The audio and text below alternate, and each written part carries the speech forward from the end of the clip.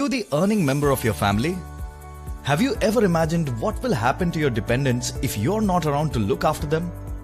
Let me explain this with an example. Meet Mr. X. He is the earning member of his family. His wife, parents and 2 children are dependent on him. His monthly family expenses are 35,000 rupees and he's paying 25,000 EMI for home loan. His salary is 90,000 and everything's going great in life. But what if something unexpected happens and Mr. X is no more?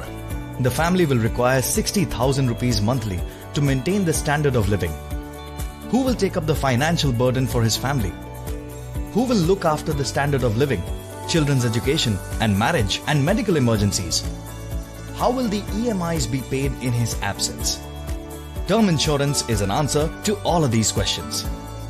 When a center of influence dies, for saying Mr. X in our case, the insurance company will transfer sum assured to the account of nominee.